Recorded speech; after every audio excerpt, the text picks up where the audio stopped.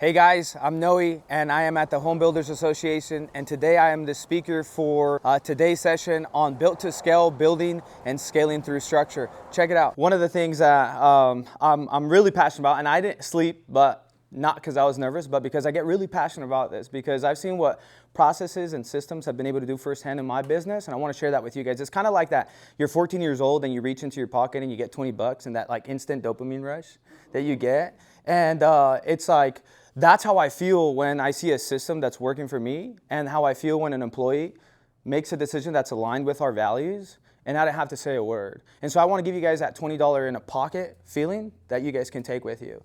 And so I just want to get very brief, because I'm not here to promote my business. I want to get really brief into who I am, because it's very important for this entire room to understand that we weren't a big corporation, we didn't have a lot of money, we didn't have a lot of talent, and I didn't come from a family of entrepreneurs, okay?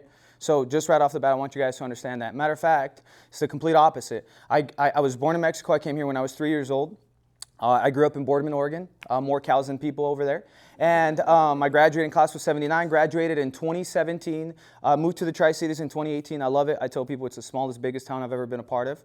And came in here, started in door-to-door sales, selling vacuums for a month. I hated it, and I ended up getting a job. People ask me, how did you get into roofing? I tell them, by accident. And what I mean by that is that I ended up getting a job at MacArthur Company. I interviewed for the inside sales position, and three interviews later, they give it to somebody else. And right after that, they call me back and they go, hey, we're going to give you the loader position. And so I was just grateful to have a job. And I show up to work. I'm thinking I'm going to offload and load trucks with a forklift, right? And they give me a harness and a rope, and they say, you're going to be the guy that stacks the bundles of roofing for the roofers. But there was one problem, is that I was terrified of heights. And it was something that I had to get over real quick. As being a roofing business owner, that's probably something that I had to deal with. And so I did that for about 3 months. I got promoted into inside sales. I learned the products, the specs, the coverage, what was good, what wasn't good. And then they were going to promote me to outside sales when, plot twist, the company that I wanted to come purchase from us ended up getting me to work for them. And it was a roofing company. And so 2019, November 2019, that's how I started in the contractor space in the roofing. I was 21 years old and had no idea what I was getting myself into. A year and a half later, March of 2021, that's when I bought A&A, and I ended up leaving that roofing company. It was getting micromanaged. It was just, it wasn't good, and it was one of those things where I was like, man, I'm 22 years old. Like, what the heck am I doing? And so I put my 2 weeks in, and the guy that hired me at MacArthur said, Noe, calls me and said, hey, Noe, you're going to get a call. Make sure you pick up the phone. Okay. So I do get a call, and it's Alan Keller with A&A Roofing, who's the owner of the business that I currently own today, Alan and Aiden Roofing Services. I didn't change the name, I kept it. Hi, Dave. So March 1st, 2021, he calls me, he goes, hey, I heard you'd be interested in purchasing my business. Me and my wife are trying to retire, we're trying to move to Texas, and it sounds like you're leaving the industry. Would you be interested in buying my business? And I said, absolutely not. I had $6,000 in my checking account. And I was 22. I just had the worst experience in roofing, and I just didn't want any part of it. Well, 2 meetings later, funny how God works, I agreed to purchase his house in Canyon Lakes, where I currently live today, and I agreed to purchase his business on a seller finance deal. $50,000 down, the rest over installed payments. I didn't have $50,000, so we had to raise the capital real quick. Long story short, March 1st, 2021, the new A&A Roofing was born, and I started with 3 employees. The year that I bought, we had done they had done $780,000 in revenue that year. That was their biggest year. My first year in business, we did $2.1 million. Second year in business, we did $3.5 million. Year 3, we went back, we did $2.7 million. That was the year that we almost went out of business. And then year 4, which was last year, 2024, we broke $5 million, which was our revenue goal, and we hit that in November. So with 1 month to spare, we hit our revenue goal. We went from 3 employees, we're up to 55 employees. We're in Oregon, we're in Washington, we're in Idaho. And it's very important to understand that, because I just learned, does anybody know what an SOP is? Yeah? I just learned that in November of last year. It's a standard operating procedure. And so that should give you guys hope. And we got very hyper-focused with creating systems, with creating checklists, with creating processes beginning of January of this year. And that's what finally took us to that next level. We're on track to hit 8 million this year. And so what I want to share with you guys is just, I can't share with how to set them up and, you know, how to go about them, because it's too much time. It's too much to talk in such a little amount of time. But I want to give you guys at least a hope, and maybe somebody in here just a starting point on where to begin to do those things. And so here I go. So does anybody ever at dinner, or you're on vacation and you pick up the phone and then you find yourself pacing in the parking lot for 30 minutes talking to a customer? Or you might answer the phone and you go, can anybody do anything right in my business? And the more revenue that you get, the more problems there is. And then your business starts feeling exhausting. And you're just like, gosh, if this is business, I hate it. I was ready to sell in 2024. We ended up partnering with one of the founders of the largest roofing and solar conferences in South Carolina. We ended up buying them out this year because I no longer wanted to sell. Because I was at a point where I was frustrated. I was tired of having employees. Every day I was working 16-hour days. And it got to the point where I love business. Every day that I wake up, when my feet hit the ground, I'm so excited about what I'm doing. I love my job. I love everything about it now, but because of the systems and processes. And so I just want to take the time now and to really deep dive into that. And so for us, everything that we do, we have 30 to 40 SOPs and checklists within our regular customer interaction. So from the time that we pick up the phone, doesn't matter if it's myself or if it's an admin or if it's production, we answer the phone the exact same way with the exact same cadence. We're on the phone for 3 to 4 minutes, not shorter, not longer. That's the time frame that we shoot for. We schedule the inspection right there, and then customer sales guy goes out, gives you an estimate, 24 to 48 hours. Start to finish, our average time right now, we're about, from the moment that Ryan calls us to get a quote, 3 to 4 days, we're already got signed contracts and estimates and everything solidified there, right?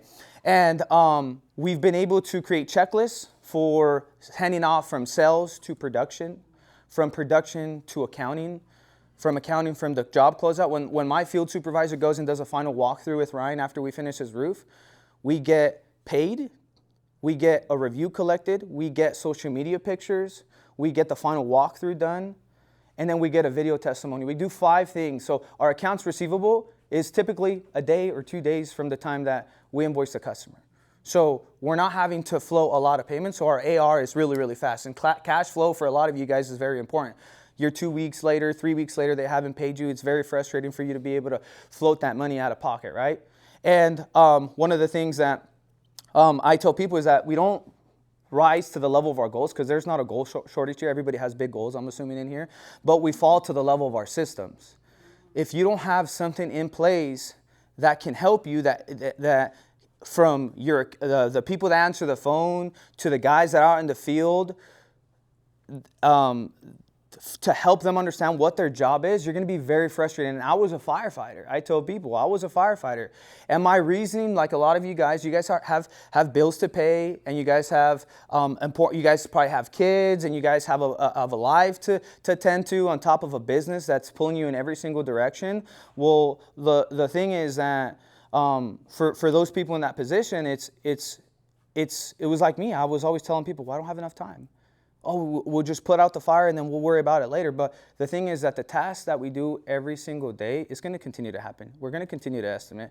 We're going to continue to invoice customers. We're going to continue to have problems within our business. But if you don't take a weekend or an evening to develop one SOP, and then you develop another SOP, then you're never going to move the needle forward on what actually matters. You're always just going to be caught in the mundane tasks of every day-to-day operations. You have to create and so I started January 1st. My business coach really made it an emphasis, and I just want to explain that it doesn't, let's look at it this way. The systems and processes in your business are the framing, are the wires, are the plumbing in your house. But your core values, your remarkable principles, and your mission statement is the blueprint and the foundation. So I want to be very clear about that. You could have the best playbook in here. I could have the best systems and processes out of everybody here, but if my culture and my values and my remarkable principles suck, then I still have the same problems. I'm still going to be putting on fires. And so what we were able to do is, I want to share just one thing that you guys can take. Anybody have remarkable principles? Can you just raise of hands of anybody that knows what the 3 remarkable principles are? So, nobody? Okay. So 3 remarkable principles is the 3 things that a customer commonly says about you. I didn't pick our remarkable principles. My leadership team didn't pick our remarkable principles. Our own customers did. I went on Google and I looked at all of our 200 plus reviews that we have, and I went on there and I picked the 3 commonly used words that were used to describe us. And it was reliable, responsive, and professional. So that turned into our marketing.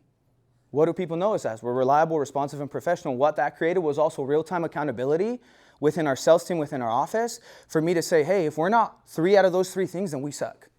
I don't care if we did 2 of those things or one of those, only one. We have to do all 3. So when a customer calls us because they see our van driving by and they say, oh, reliable, responsive, but we're not showing up when we say we show up, we're not returning the phone call on time, we have 5 to 30 minutes from the moment that my sales guys get the notification on their phone. They get their phone out and they go, hey, Ryan, hey, thanks for calling. I really appreciate you reaching out. Hey, if you can see, I'm on a roof right now actually doing an inspection, but I just wanted to take the time for you to put a face to a name and just say thank you for reaching out. I'm super excited. I'm really excited. I saw that, you're actually selling your house and you're moving, so I want to help that, make the process super simple. But I have a schedule tomorrow at 9 o'clock for an inspection with you. Like I said, I want to reach out and say thank you for reaching out. We really appreciate it. And if anything comes up from today and tomorrow, just reach out. I'm here to help, and I'll see you tomorrow. Boom. Nobody's ever sent him a video. We just differentiated ourselves from somebody.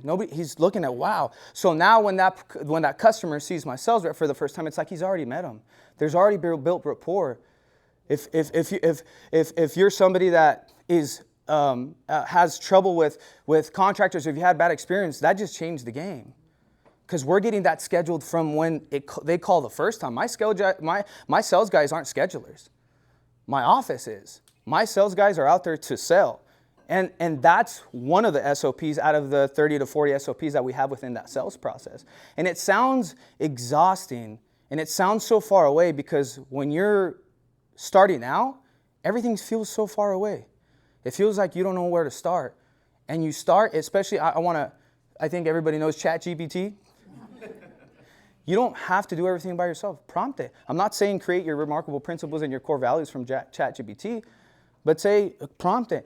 Hey, look, this is the business. I'm a relationship-based business. I really want to do this, yada, yada, yada, and it'll kick it to you. This is the SOP for sales. I have a SOP for the lead input.